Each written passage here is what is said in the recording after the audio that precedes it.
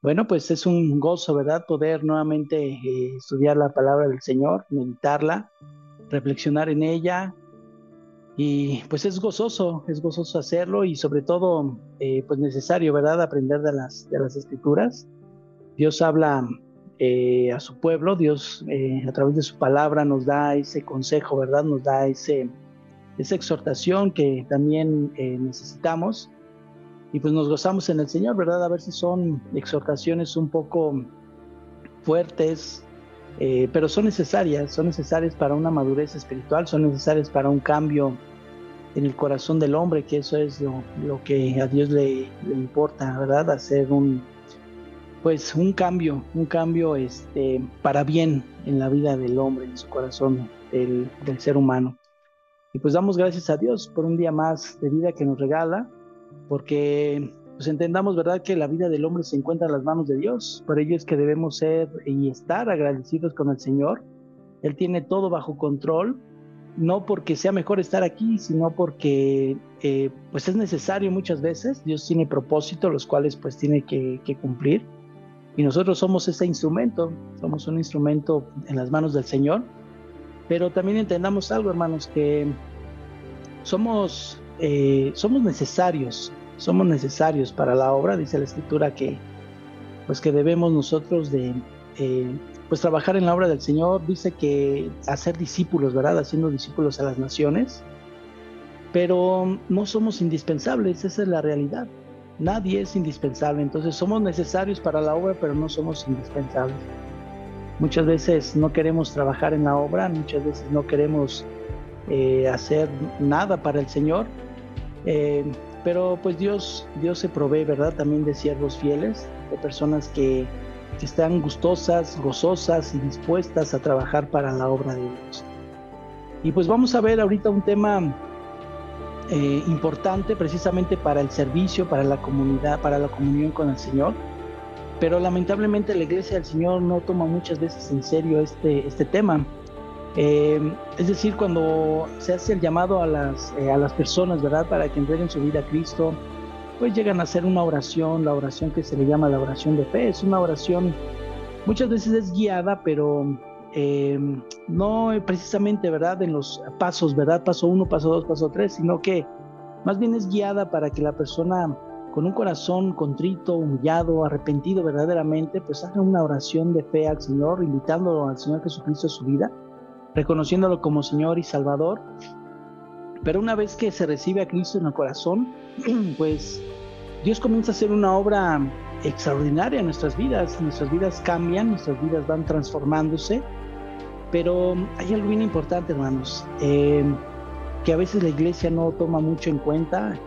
Es lamentable, porque dice la escritura que una conversión, o la conversión de una persona, digamos, es una persona nacida de nuevo.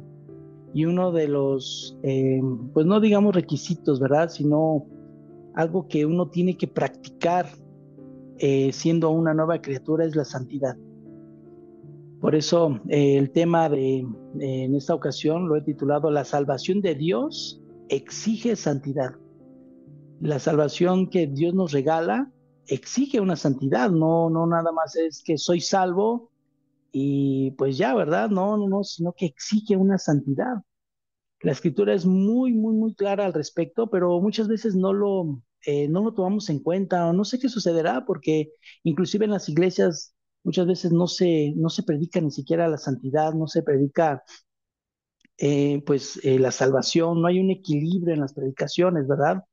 O va todo muy enfocado a, a la misericordia, al amor de Dios, o va muy enfocado hacia los juicios de Dios, ¿no? Entonces no hay un equilibrio en cuestiones de la palabra, en exponer la palabra del Señor, porque sabemos que Dios es amor, pero también Dios es un fuego consumidor. Es un Dios lleno de misericordia, pero también es un Dios que toma venganza de sus enemigos y que la ira de Dios está sobre los hijos de desobediencia todos los días de su vida. Pero a quienes estamos o entregamos nuestras vidas al Señor, Dios requiere esa santidad y no hay vuelta atrás. Requiere el Señor una santidad para poder agradarle a Dios. Les voy a leer Primera de Pedro, capítulo 1, del verso 13 al verso 19. Y dice así: Por tanto, ceñid los lomos de vuestro entendimiento, sed sobrios y esperad por completo en la gracia que os traerá cuando Jesucristo sea manifestado. Como hijos obedientes, no os conforméis a los deseos que antes teníais estando en vuestra ignorancia, sino como aquel que os llamó es santo, sed también vosotros santos en toda vuestra manera de vivir. Porque escrito está: sed santos porque yo soy santo. Y si invocáis por Padre a aquel que sin acepción de personas juzga según la obra de cada uno, conducíos con temor todo el tiempo de vuestra peregrinación, sabiendo que fuisteis rescatados de vuestra vana manera de vivir, la cual recibisteis de vuestros padres, no con cosas corruptibles como oro o plata, sino con la sangre preciosa de Cristo, como de un cordero sin mancha y sin contaminación. Bueno, pues entendamos que Dios ha llamado a su iglesia a ser santos como Dios lo es. Ser santo no es ser perfecto, eso debemos de entenderlo, no es ser perfecto, sino que ser santos es ser apartados y reservados para los propósitos de Dios. Eso es ser santo.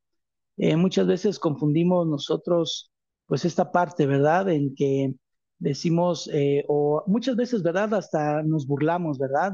Inclusive yo en algún momento lo llegué a hacer con la propia familia que conocía ya del Señor.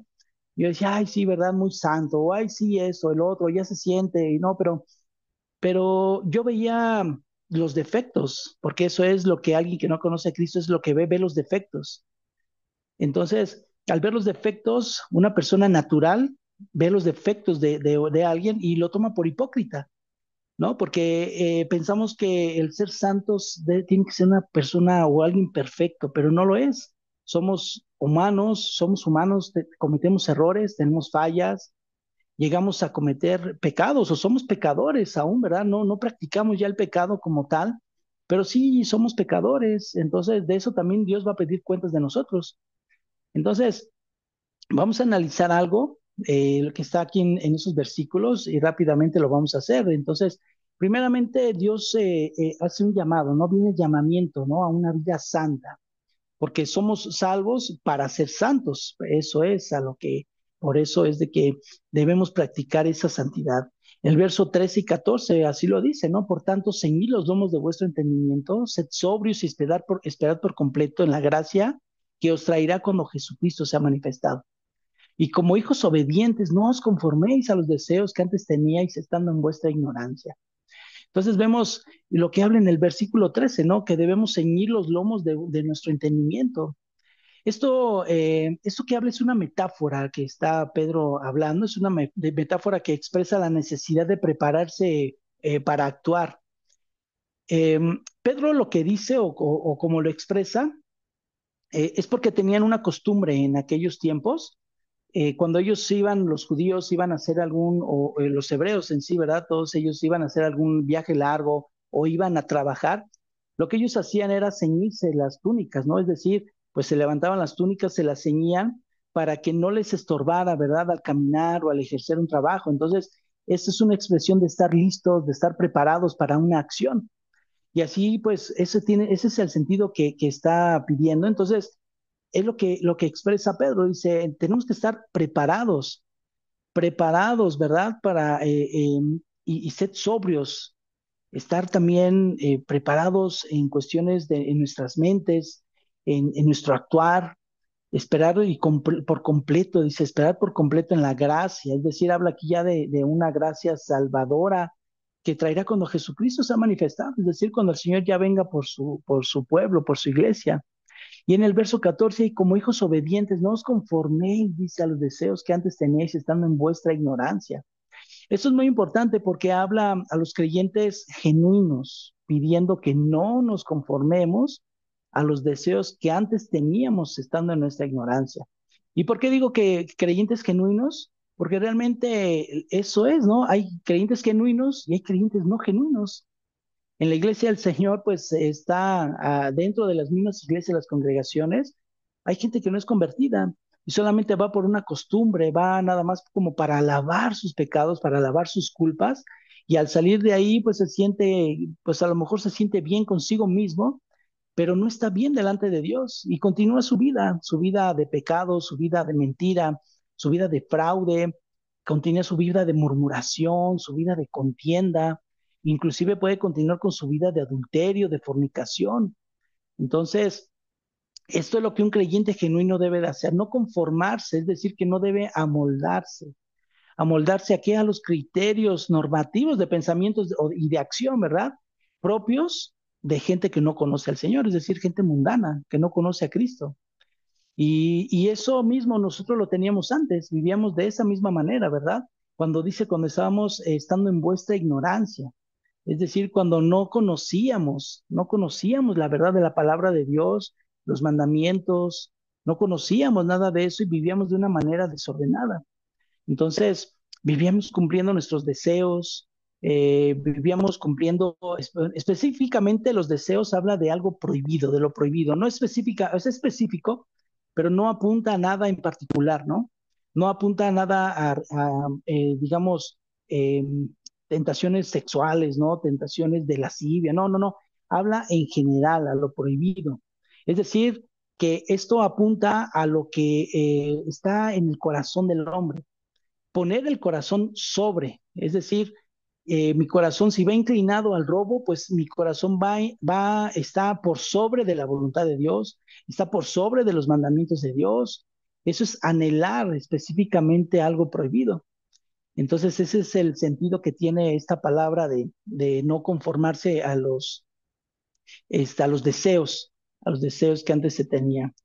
Entonces, vamos a ver rápidamente por qué debemos vivir en santidad. En pregunta, ¿por qué debo vivir en santidad? Hágase esa pregunta. Punto número uno, porque Dios es quien nos llamó. El Dios que nos llamó es un Dios santo, como lo habla del verso 15 y verso 16.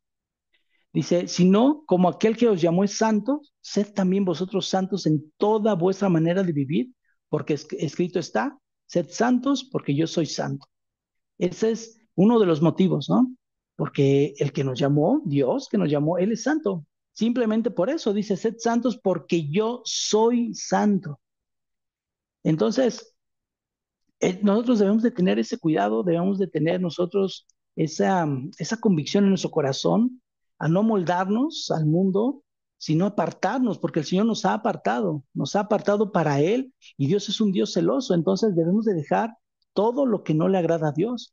Esos malos pensamientos, esos malos deseos que había en el corazón del hombre, cuando no es convertido, o que hay en el corazón del hombre no convertido, ahora nosotros ya no, porque somos ahora transformados, somos nuevas criaturas y por ende nuestros pensamientos son diferentes. Ya nuestros pensamientos han cambiado porque tenemos la mente de Cristo. Cristo no está pensando en el pecado, al contrario, el Señor odia el pecado literalmente. Entonces nosotros debemos aborrecer igualmente el pecado y no debe de haber esos pensamientos, ¿verdad? Sobre todo pensamientos de lujuria, pensamientos de lascivia, pensamientos que bajan al corazón para ponerse en acción, que son pensamientos a lo mejor de robo, de fraude. Dice la escritura que ellos no duermen por estar pensando en el mal que van a hacer el día de mañana, lo que habla, parafraseando el libro de Proverbios. Entonces, es lo que nosotros debemos hacer. ¿Por qué debo vivir en santidad? Punto uno, porque el Dios que nos llamó es santo. Otro punto, el punto dos, sería porque hemos de rendirle cuentas como juez justo e incorruptible. ¿A quién? A Dios. Dice el verso 17. Y si invocáis, es decir, si hablamos, si manifestamos con nuestros labios por Padre a aquel que sin acepción de personas juzga según la obra de cada uno, conducíos con temor todo el tiempo de vuestra peregrinación. Conducirnos es caminar, es dirigirnos con temor todo el tiempo. ¿Por qué? Porque Dios juzga, Dios es el juez justo, dice que Él regirá con vara de hierro. Entonces, eso es una metáfora, habla de una vara. Anteriormente, cuando el juez juzgaba y se le iba a quitar la pena o el juicio que se le había dado, eran con varas de madera, y lo que hacía él para retraerse ya de algún juicio, lo que hacía era romper la vara y entonces ya ese juicio era retraído, ya no se ejecutaba por cualquier cosa, ¿verdad? Porque a lo mejor se ganaba un juicio o lo que fuera. Entonces rompían esa vara para echar atrás, digamos así, el juicio que se había emitido, pero dice que él con vara de hierro, es decir, nos da la metáfora y nos da el entendimiento de que es una vara que no va a doblarse, una vara que va a ser tal y como Dios es un Dios justo, va a hacer ese juicio justo sobre esas personas, inclusive con nosotros como cristianos. De igual manera nos pedirá el Señor cuenta de lo bueno, de lo malo, de lo que hablamos bien, de lo que hablamos mal, de nuestros pensamientos, de las intenciones de nuestro corazón. Todo eso lo va a hacer el Señor, porque dice que Él juzga según la obra de cada uno. Por eso dice, conducíos en temor, en respeto, en reverencia, todo el tiempo de vuestra peregrinación. Es decir, un peregrino, ¿qué es? Un peregrino no es residente de una comunidad, por decirlo así, porque el peregrino es de paso solamente. Y es lo que somos nosotros, somos peregrinos, estamos de paso sobre esa tierra, justos e injustos. Nadie es propio, este no es un lugar eterno para justos o para injustos, sino que es pasajero.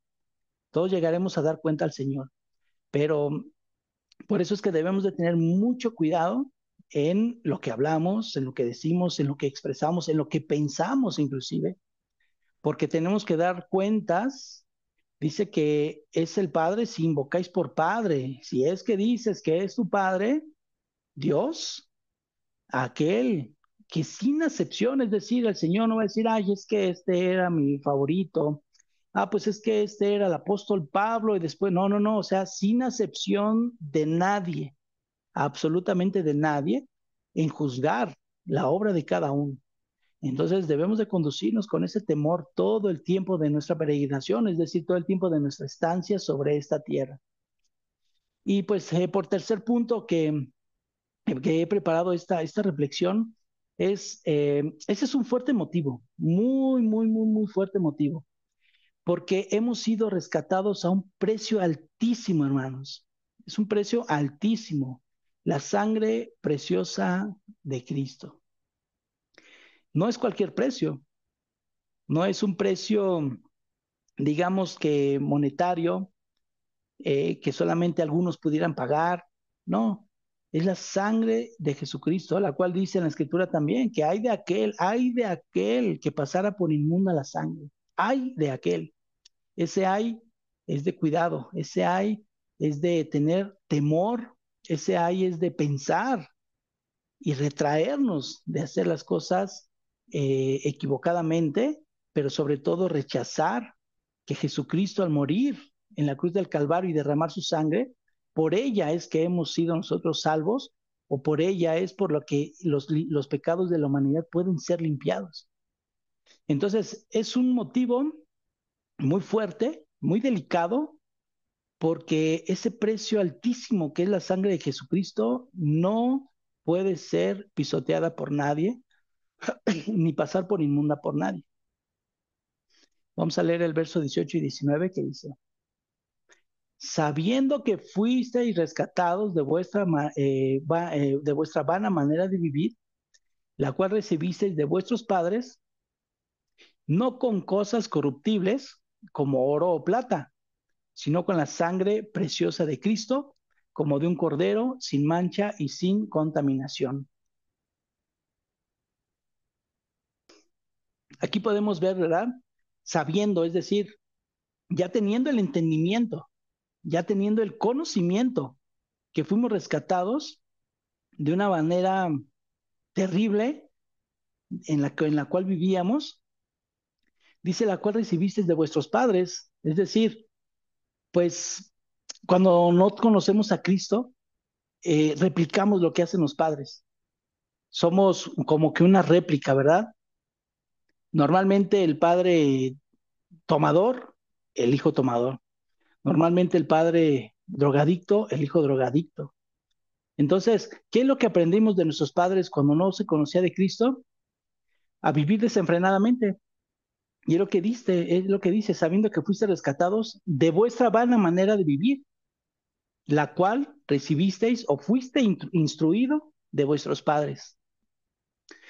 Y dice que no con cosas corruptibles como oro o plata, Es decir que el oro es considerado un metal precioso con un a muy alto precio. La plata es un metal también precioso, más bajo, digamos, en precio o en estimación, ¿verdad? Que el oro. Pero aquí lo que apunta es de que no fuimos comprados por cosas materiales, por dinero, por bienes, o sea, no, sino por la sangre preciosa de Jesucristo, como de un cordero sin mancha y sin contaminación. Es decir, de alguien que nació no de simiente de pecado, es decir, no por simiente de hombre pecador, sino concebido por el Espíritu Santo, puro y sin mancha. Y además de todo eso, el Señor se proveyó de una mujer virgen que no había conocido varón alguno, para que por medio de ella, una mujer justa, dice la Escritura, que era una mujer justa, a María, su madre, la madre de Jesús, la usó para traerlo al mundo. ¿Y por qué lo hizo así? Porque Dios no puede violentar, ¿verdad? Esa parte en la que el Señor Jesucristo hubiera podido nacer de la nada, así, nada más inmediatamente y hacer presencia. Pero no, Dios lleva ese orden. Entonces tuvo que ser concebida por una mujer, pasar los mismos 9 meses que cualquier ser humano para nacer, para estar aquí entre nosotros, ser criado, ser instruido por sus padres, o sea, todo tal y cual, con una persona común, pero aquí fue Jesús, el Hijo de Dios. Entonces, yo creo que es importante que reflexionemos, hermanos, en cuestiones de la santidad, de vivir en santidad. Es un tema que a mí en lo personal el Señor me ha estado moviendo mucho en cuestiones de la santidad, porque Dios no puede ser burlado. Queremos honrar a Dios, hermanos, tenemos que vivir en santidad. ¿Y cómo se vive en santidad? Apartados cada vez más y cada día más del pecado. Entonces, Dios es un Dios bueno, justo, amoroso, un Dios que dio a su Hijo Jesucristo por misericordia, por amor a la humanidad, para que todo aquel que en Él cree no se pierda, mas tenga vida eterna. Pero también es un Dios tan justo que así como da galardones, también emite juicios eternos de perdición a todo aquel que no acepta a Jesucristo como su Señor, pero también corriendo también, no el peligro de perder una salvación, no el peligro, eso, pero sí corremos también, pues, el darle cuentas al Señor de lo que no hicimos correctamente bien. Entonces, la vergüenza delante de Dios, yo creo que va a ser terrible cuando el Señor nos esté pidiendo cuentas y nos diga, a ver, ahora explícame por qué te dirigiste, por qué te expresaste así de tal persona. Ya no hablando dentro de la misma iglesia, ¿verdad? Porque pues el juzgar a los líderes, a los pastores, a los que el Señor ha mandado para cuidar el rebaño del Señor, ya no tanto vamos a inclinarnos a ellos, sino a lo que hicimos fuera de la misma iglesia. Entonces, tengamos mucho cuidado en pensamientos, en acciones, en palabras, aún en expresiones de nuestro propio rostro, porque también eso, hermanos, ofende al Señor. Entonces, pues pidámosle al Señor que Dios nos ayude, que Dios nos guíe, que Dios nos dé la sabiduría, nos dé la inteligencia, nos dé la fuerza, nos dé el ánimo, nos dé de su Espíritu Santo para poder ir cambiando cada día de nuestras vidas, ir madurando, porque eso es lo que a la iglesia le falta. No es que algún hermano o hermana no sean salvos, que sí los hay dentro de las iglesias, hay gente que no son salvas, no son nacidas de nuevo, pero abunda mucho la inmadurez dentro de la misma iglesia. Y alguien inmaduro es alguien muy similar a alguien que no es convertido o que no es nacido de nuevo. Entonces tengamos cuidado, hermanos, y pues pidámosle al Señor que nos ayude, y a ti que no has entregado tu vida a Cristo, pues déjame decirte que Dios puede emitir un juicio a tu vida si no te arrepientes. Por eso te invitamos a que pues consideres cómo has vivido, qué has pensado, qué cosas has hecho, lo consideres, te retraigas de ello, entregues tu vida a Cristo, pidas perdón por tus pecados que el Señor te lave con esa sangre preciosa, te limpie de pecado, que te esfuerces a vivir en esa santidad que Dios requiere. Porque ya los tiempos son cortos y en algún momento veremos a nuestro Señor, al Creador del cielo y de la tierra, cara a cara, y pedirá cuentas al Señor de todo lo que hemos hecho, hablado, pensado, expresado. Y entonces ahí depende también si estamos inscritos en el libro de la vida o no, para que el Señor emita un juicio. Ya sea, pasas, siervo fiel, al lugar de descanso, al lugar eterno con el Señor, o id maldito al fuego eterno, como dice la Escritura, apartaos de mí, hacedores de maldad. Entonces, pues demos gracias a Dios, hermanos, y de verdad, pues de todo corazón meditemos en todo esto y esforcémonos para cambiar y para ser diferentes. Que Dios les bendiga, hermanos, amigos que nos ven, que Dios les bendiga. Espero que se encuentren bien, que pasen bien, ¿verdad? También en sus días, sus semanas, en sus trabajos, en sus iglesias. Y bueno, pues sigamos escudriñando las Escrituras, sigamos estudiando de la palabra del Señor. Y bueno, pues llegará el momento en el que el Señor nos dará ese galardón si hacemos las cosas bien, o una muerte eterna si no se hacen las cosas como Dios pide. Que Dios les bendiga, hermanos, y Dios les guarde. Y bueno, pues si el Señor quiere, aquí estaremos nuevamente con otro devocional para reflexionar en la palabra del Señor. Bendiciones, hermanos. Hasta luego.